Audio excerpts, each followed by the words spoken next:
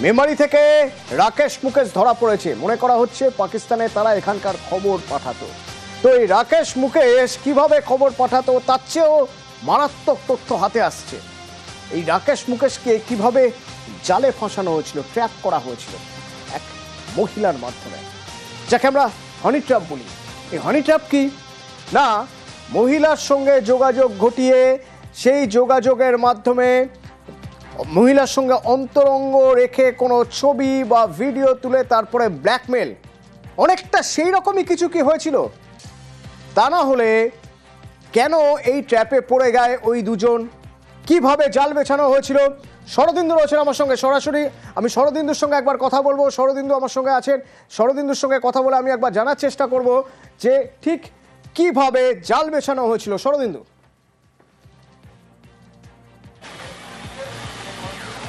দেখো, পাকিস্তানে থেকে ভারতীয় সিম ব্যবহার করে ভারতের বিভিন্ন তথ্য হাতানোর জন্য পাক গোয়েন্দা সংস্থা সক্রিয়, এবং তারাই মহিলাদের এ কাজে ব্যবহার করেছিল। যারা সোশ্যাল মিডিয়ায় বেশি তৎপর এমন বেশ কিছুকে বেছে নেওয়া হয়েছিল। তাদের মধ্যেই ছিল এই দুই যুবক, এবং এদের সঙ্গে প্রথমে সোশ্যাল মিডিয়ায় তাদের সঙ্গে পরিচয় ঘটানো হয়, এবং তারপর সেই সম্পর্ক যখন অনেকটা এগিয়ে যায় তখন ঘনিষ্ঠতার বার্তা দেওয়া হয়, এবং সেজন্য ফোনে কথা বলা বা হোয়াটসঅ্যাপ করার জন্য কথাও বলা হয়, এবং সেই জন্যই তাদের কাছ থেকে ফোন নাম্বার চাওয়া হয়েছিল।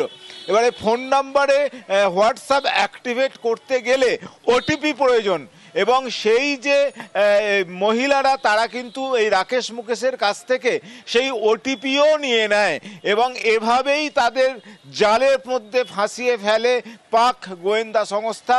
এবং তারা সেই সিম অর্থাৎ হোয়াটসঅ্যাপ কল ভারতেরই বিভিন্ন জায়গায় তাদের প্রয়োজনীয় কাজে লাগায়।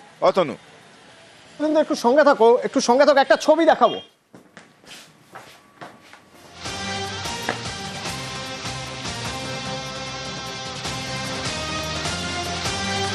এই ছবিটা ভালো করে দেখুন।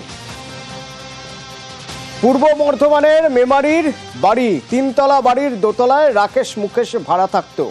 বাড়ির ভৌগোলিক অবস্থান বলছে এই বাড়ি থেকে সরাসরি জিটি রোডে ওঠা যেত, এখান থেকে জিটি রোড দেখা যেত। অর্থাৎ কোনোভাবে যদি পুলিশ টহল দেয় জিটি রোডে তাহলে তারা এখান থেকে জানতে পারতো। যদি কখনো সুযোগ পাওয়া যায়, পালানোর সুযোগ আসে, তাহলে সহজে জিটি রোড ধরে নেওয়া যাবে, এমনই অবস্থান। কিন্তু এই বাড়ির ঘরের মধ্যে কি আছে, ঘরের মধ্যে ছবি একবার দেখাই। ঘর তালা বন্ধ, 7 থেকে 8 জন মাঝে মধ্যে এই ল্যাপটপ নিয়ে এখানে আসতো।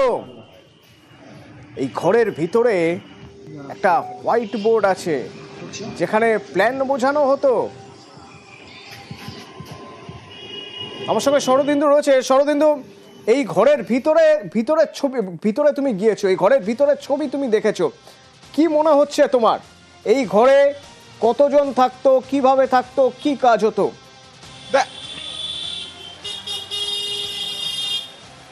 দেখো, দিঘির পাড় এলাকার এই যে বাড়িটা, এটি একেবারেই জিটি রোডের খুব কাছে, এবং যেখানে ঘরটা নেওয়া হয়েছিল সেই ঘরের দরজা থেকে জিটি রোডের একটা বড় অংশ দেখা যায়।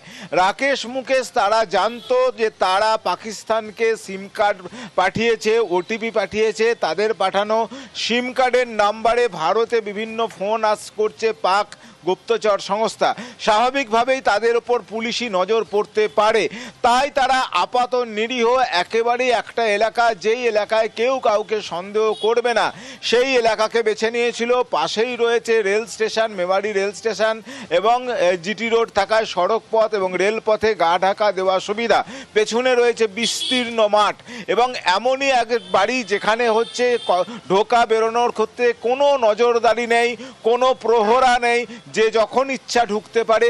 এই সুযোগটাকেই তারা কাজে লাগিয়েছিল, এবং পাশের ঘরের বাসিন্দারা তারা বলছেন যে এই বাড়িতে কিন্তু নিয়মিত অপরিচিত মুখের যুবক যুবতীরা আসতো, এবং এই যে সাদা বোর্ড, এই সাদা বোর্ড কি কাজে লাগতো তা কিন্তু প্রশ্ন উঠছে যে দেখো, এরা যে মোবাইল নাম্বার পাঠিয়ে হাজার হাজার লক্ষ লক্ষ টাকা ইনকাম করত, তার জন্য প্রচুর সিমের প্রয়োজন হতো, প্রচুর তথ্যের প্রয়োজন হতো এবং সেই টাকা বিভিন্ন হাত মারফত আসতো। এখন প্রশ্ন হচ্ছে যে এই ঘরে কি একেবারে পয়েন্ট আউট করে কাকে কোন দায়িত্ব পালন করতে হবে, কাকে কোথা থেকে কোন জিনিসটা নিতে হবে, কোথায় যে সেটাকে আবার অন্য হাত বদল হবে, এই সব বিষয়ে বিস্তারিত প্রশিক্ষণ দেওয়া হতো, এই প্রশ্ন কিন্তু এখন উঠে আসছে এবং এ ব্যাপারে এসটিএফ টানা জিজ্ঞাসাবাদ চালাচ্ছে এই রাকেশ মুকেশকে। কারণ এই ঘটনা শুধু যে তারা দুজন করতো এমনটা নয়, আরো অনেকে জড়িত ছিল বলে মনে করা হচ্ছে এবং যাদের এখানে নিয়মিত যেতে আসতে দেখা যেত, ল্যাপটপ নিয়ে যারা বেরোতো, শরদিন্দু আমার সঙ্গে ছিল। এবং এই রাকেশ মুকেশ শুধু জড়িত নাকি অন্য কেউ? কারণ 10 মাসে হিসেব করে দেখা যাচ্ছে ভারতের শতাধিক নম্বর থেকে হোয়াটসঅ্যাপ হয়েছে, ভারতের নম্বর থেকে পাকিস্তানে হোয়াটসঅ্যাপ, তার বদলে 18 থেকে 20,000 টাকা পাওয়া যেত। আচ্ছা, এই টাকার লেনদেন কিভাবে হতো, অঙ্কটা কি, কি হিসেব? অমিত রয়েছে আমার সঙ্গে, অমিত রয়েছে, বলতে পারবে অমিত?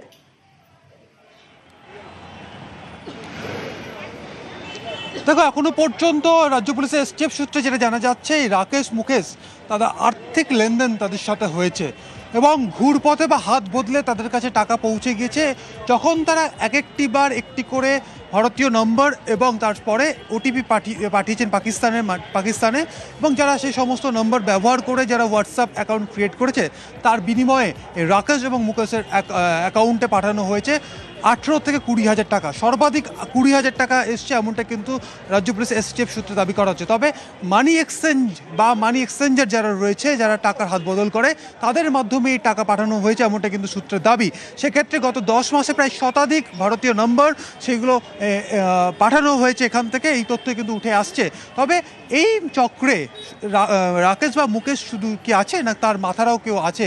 কারণ বারবার দেখা গিয়েছে যে পাকিস্তানে বসে যে আইএসআই যারা এই চক্রের যারা যুক্ত, যারা মূলত রাকেশ মুকেশকে এখানে কাজে লাগিয়েছিলেন, তারা শতাধিক ভারতীয় নম্বর ব্যবহার করে আর কি ধরনের অপরাধ সংগঠিত করেছে। কারণ এখানে তারা আমি একটু বোঝার চেষ্টা করবো, এই যে হোয়াটসঅ্যাপ গ্রুপ বলা হচ্ছে, একাধিক হোয়াটসঅ্যাপ গ্রুপ খোলা হয়েছে, সেই হোয়াটসঅ্যাপ গ্রুপগুলো মূলত কিভাবে কাজ করতো?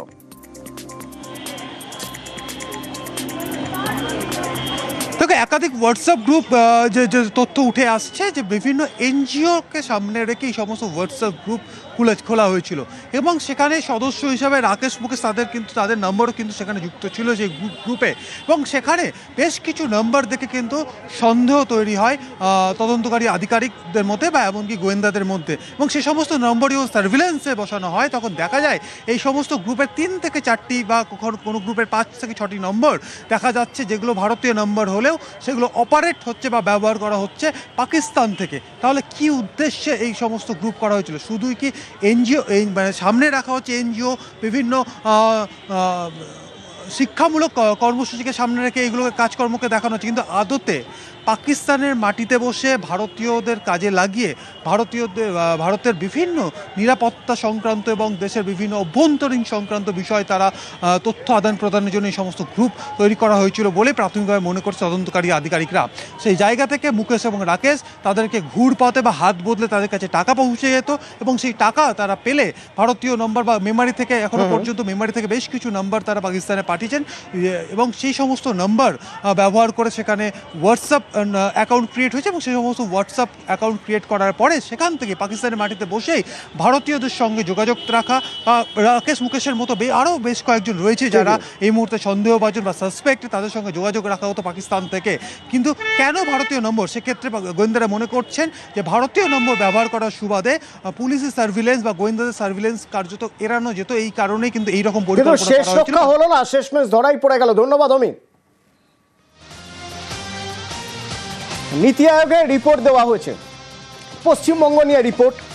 তো সেই যে রিপোর্ট, সেই রিপোর্টের উপরে যে প্রচ্ছদ, সেখানে লেখা আছে NITI Aayog summary report for the state of West Bengal. কিন্তু নিচে ওয়েস্ট বেঙ্গল কোথায়?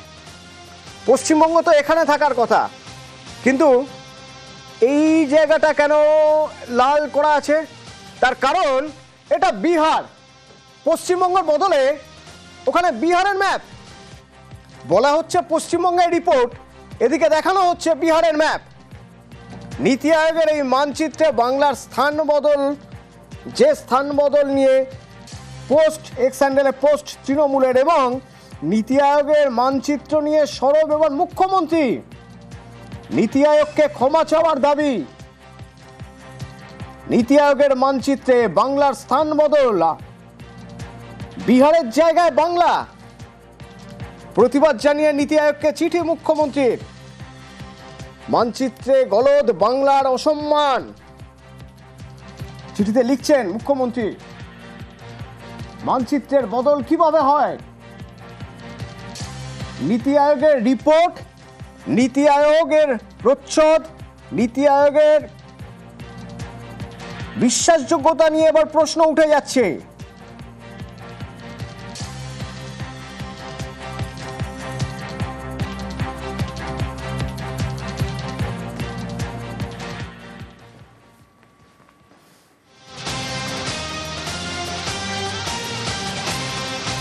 আর এদিকে এ রাজ্য থেকে ভিন রাজ্যে গেলে বাংলায় কথা বললে বাংলাদেশি তকমা দেওয়ার সেই অভ্যেস জারি রয়ে গেছে। একই ট্র্যাডিশন চলছে। উড়িষ্যার একটা ছবি দেখুন, এ দেখুন, এটা উড়িষ্যার ডিটেনশন ক্যাম্প বলা হচ্ছে। এক্স হ্যান্ডেলে ভিডিও পোস্ট করেছে মহুয়া মৈত্র, তৃণমূল সাংসদ মহুয়া মৈত্র পোস্ট করে লিখছেন এখানে 23 জন, নদিয়ার 23 জন এখানে আটকে রয়েছেন। আবির রয়েছে আমার সঙ্গে ফোনে। আবির, একটু প্রথমে জানতে চাইবো এই মানে ডিটেল একটু জানতে চাইবো, কোথায় কিভাবে আটকে রাখা রয়েছে, মহুয়া মৈত্র কি দাবি করছেন?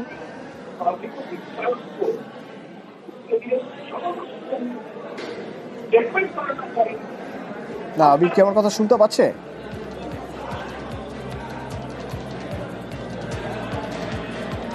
এই 23 পরিযায়ী এরা নদিয়ার। আমি বিস্তারিত জানতে চাইবো মহুয়া মৈত্রর পোস্ট এবং এই 23 জন কোথায় কিভাবে আটকে রয়েছেন। দেখো, ওরিয়েন্ট পুলিশ স্টেশনের তরফ থেকে এই শ্রমিকদেরকে যারা ছিলেন তাদেরকে আটক করে নিয়ে যাওয়া হয়েছে এবং তাদেরকে একটি ক্যাম্পের মধ্যে রাখা হয়েছে। এরা প্রত্যেকেই হচ্ছে কার্যত কালীগঞ্জ যে বিধানসভা যে কেন্দ্র, সেখানকার একাধিক গ্রামের বাসিন্দা। ইতিমধ্যে কৃষ্ণনগর পুলিশ জেলার তরফ থেকে তাদের যে পুলিশ আধিকারিকরা রয়েছেন তারা এই সমস্ত ব্যক্তিদের সমস্ত ধরনের নথি যাচাই করে পরিচয়পত্র সমস্ত কিছু উড়িষ্যা পুলিশের কাছে পাঠিয়েছেন, যদিও এখনো পর্যন্ত উড়িষ্যা পুলিশের তরফ থেকে তাদেরকে ছাড়া হয়নি। কিছুক্ষণ আগে ফের মহুয়া মৈত্রের তরফ থেকে এই সমস্ত কাগজের প্রামাণ্য নথি দেখিয়ে পোস্ট করা হচ্ছে এবং তার অভিযোগ যত সময় যাচ্ছে তারপরেও তাদেরকে আটকে রাখা হচ্ছে, অযথা দেরি করা হচ্ছে। তুমি জানো, ইতিমধ্যেই বারবার তাদের অভিযোগ করে বলা হচ্ছে যে বাংলা ভাষায় কথা বললেই জোর করে তাদেরকে আটকে রাখা। এর আগে উড়িষ্যা ছাড়াও আমরা দেখেছি হচ্ছে রাজস্থান, উত্তরপ্রদেশ, দিল্লির মতো জায়গাতেও বিভিন্ন ঘটনা ঘটেছে, কিন্তু উড়িষ্যাতে যেভাবে গত কয়েক মাসের মধ্যে বারবার এই ধরনের গোটা ঘটনা ঘটছে তা নিয়ে স্বাভাবিকভাবে ক্ষুব্ধ রাজ্য প্রশাসন। ধন্যবাদ। আমার লোকসভা এলাকা কৃষ্ণনগরের পানিঘাটা অঞ্চল, কালীগঞ্জ ব্লকের পানিঘাটা অঞ্চলের মির্জাপুর গ্রাম থেকে 23 জন পরিযায়ী শ্রমিক যারা উড়িষ্যার ঝারসুগুড়া জেলার ওরিয়েন্ট পুলিশ স্টেশনের অধীনে কাজ করতে গিয়েছিল সেই এলাকায়, তাদের এখন ইলিগাল ডিটেনশন, বেআইনিভাবে তাদের ধরে নিয়ে গিয়ে একটা জিজ্ঞাসাবাদের ঘরের মধ্যে তাদের বন্ধ করে রেখে দেওয়া হয়েছে। টোটাল বাংলার 440 জনকে রাখা হয়েছে, তার মধ্যে 23 জন আমাদের কৃষ্ণনগর লোকসভার। এদের প্রত্যেকেরই কাছে আধার কার্ড রয়েছে, এপিক ভোটার কার্ড রয়েছে, তা সত্ত্বেও তাদের এইভাবে বেআইনিভাবে বন্ধ করে রাখা হয়েছে। 24 বছর নবীন পটনায়কের বিজেডির সরকার ছিল উড়িষ্যায়, কোনোদিন এরকম ঘটনা ঘটতো না। 1 বছর বিজেপি সরকার আসার পর প্রত্যেক দিন এগুলো ঘটছে। দুর্নীতিতে চাকরিহারা 180 জনের আবেদন নতুন করে পরীক্ষায় বসার জন্য হাইকোর্টে এসএসসি এই সংখ্যা জানালো। অর্ণব রয়েছে আমার সঙ্গে। অর্ণব, নবম, দশম, একাদশ, দ্বাদশের অযোগ্য শিক্ষক 1801, তাদের মধ্যে থেকে 10% আবেদন করেছেন, মোট অযোগ্যের 10% আবেদন করেছেন। একটু বিস্তারিত জানতে চাইবো তোমার থেকে।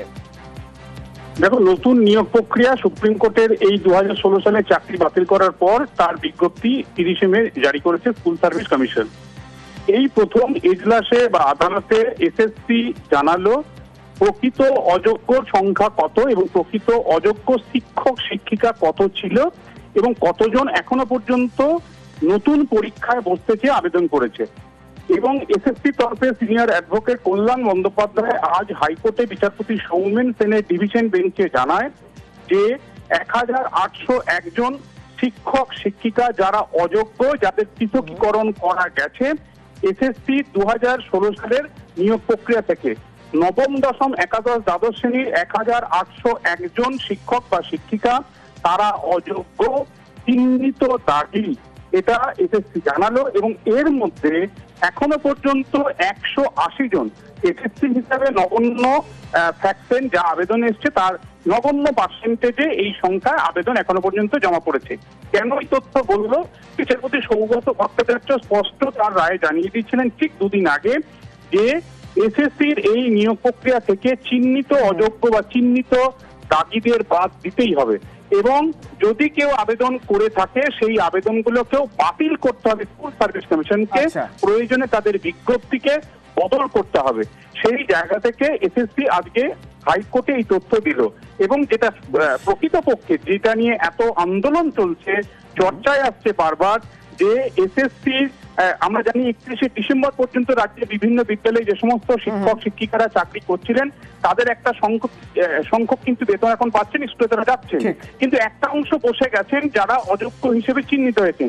সেই অযোগ্যের প্রকৃত সংখ্যাটা আজ এসএসসি জানালো এবং তাদের একটা অংশ যে আবেদন করেছে সেটাও স্বীকার করে নিয়ে সেই তথ্যটাও আদালতে পরিসংখ্যান আকারে পেশ করলো।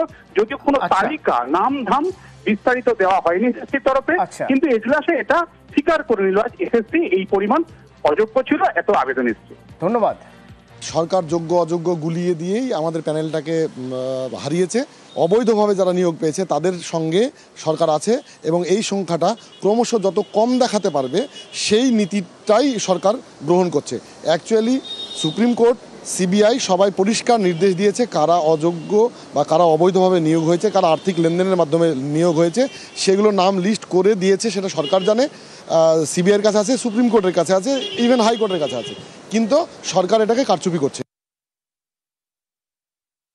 হ্যাঁ, আমি এসএসসির কাছে এটাই কোর্ট যদি জানি যে কীভাবে তারা চিহ্নিত করেছে, কোন প্রসেসে চিহ্নিত করেছে, এটা আমার জানার খুব ইচ্ছা আছে এবং সেটা কোর্ট যাতে জানতে চায় কীভাবে তারা এটা আইডেন্টিফিকেশান করলে, কারণ যখন কীভাবে বা সেটাকে স্কুটনি করলে, কারণ এখন অবধি তাদেরকে টার্মিনেট করেনি এবং তাদের যোগ্য অযোগ্যের লিস্টটা এখনও পাবলিক ডোমেনে দেয়নি, কীভাবে তারা টার্মিনেট করলে। টোটাল 3000 অ্যাবাব আছে, সেখানে 180 জনই কি শুধু ফর্ম ফিল আপ করেছিল, সেটা আগে ক্লিয়ারভাবে কারা কারা করেছিল সেটা পাবলিক ডোমেনে দিক, তাহলে তাদের আমরা স্বচ্ছ ভাবমূর্তিটা বুঝতে পারবো।